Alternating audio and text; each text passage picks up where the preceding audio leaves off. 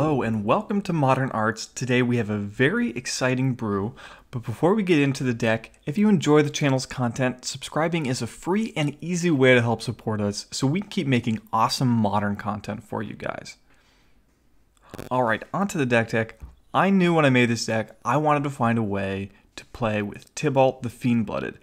Tibalt the Fiend-Blooded has been sort of regarded as the worst planeswalker in Magic, and it's a totally fair title for him. He is not that good.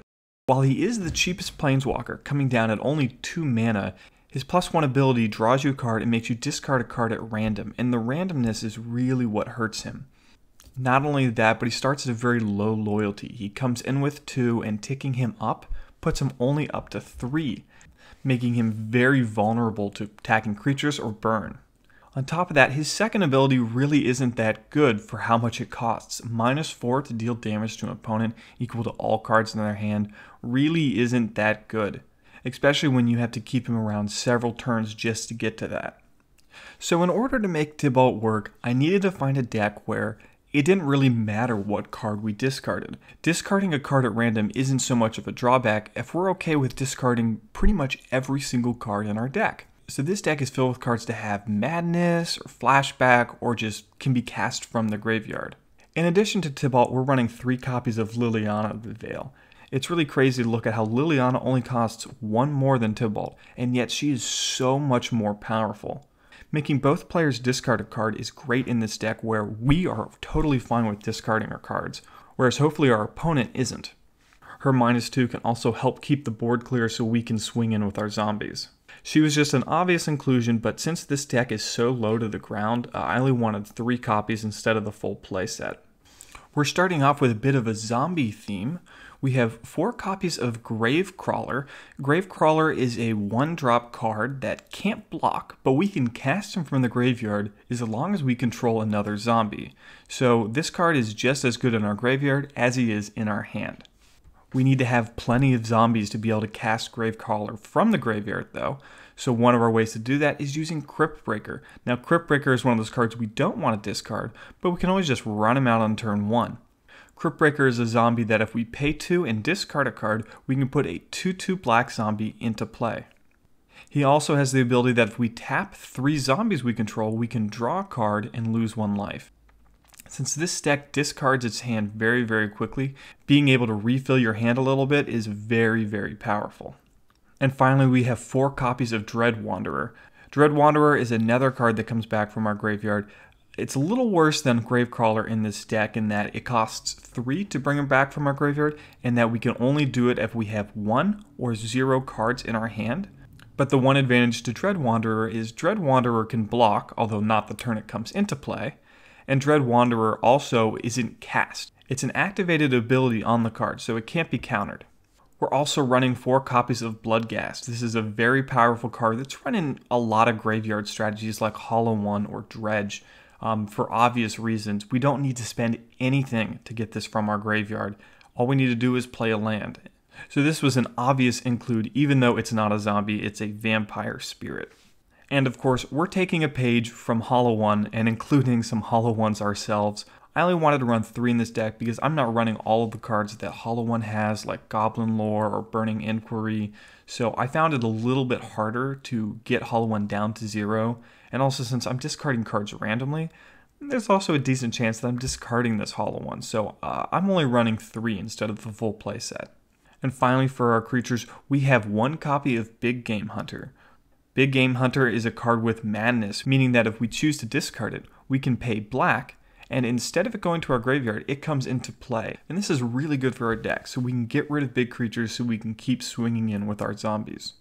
To deal with smaller threats and also just pressure our opponent's face, we have 8 copies of Bolt, 4 in the form of the original Lightning Bolt, and also 4 in the form of Fiery Temper, which, if we discard it, effectively becomes a Bolt. In fact, Fiery Temper may even be better in our deck than Lightning Bolt because it takes the place of a discard. So as long as we have the mana, ticking up with Tibalt and discarding it, or ticking up with LUANA or discarding it to CRYPTBREAKER, these are really good ways to get value because you don't actually have to discard a card. You get to bolt a creature or player instead. We're running 4 copies of Faithless Looting. This card definitely I had to include. It's very easy to get multiple copies of planeswalkers in this deck, and you don't want those to rot in your hand, so discarding those away is good. It also works really well with Fiery Temper if you want to bolt something, or just cycle through your deck to find whatever card you're looking for.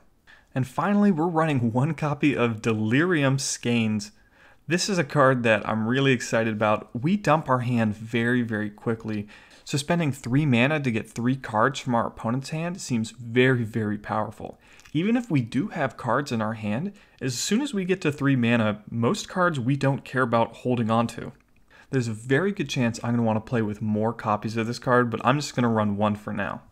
Onto the sideboard, we have 4 copies of Leyline of the Void as Graveyard Hate. Our deck obviously uses the graveyard pretty heavily, so we wanted a card that wouldn't hit us, so Relic was obviously out. Also, we don't have a lot of extra mana at our disposal, so a card like Leyline that can come down before the game even starts is definitely where I wanted to be. And thankfully in a deck like this with Faithless Looting or discard effects, if we draw extras, we can just discard them away.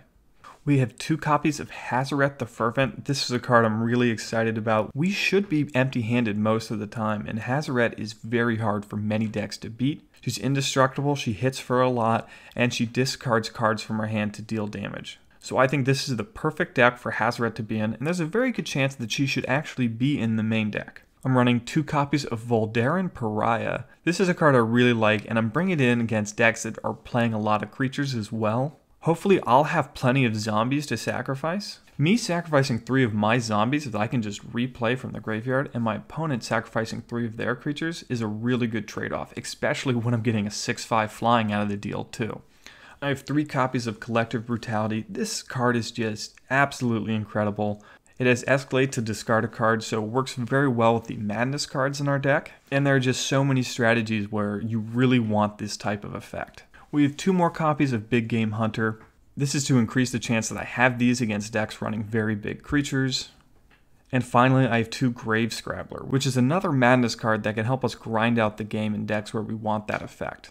Discarding this card and only paying 2 to get a 2/2 that brings another creature from my graveyard to my hand is very, very powerful. And that's it for the deck. If you like the deck and want to see me play it on stream, let me know in the comments. If you see anything in the deck that you'd like to see change, also let me know. I think there's a lot of things that can be changed about this deck. Thanks for watching.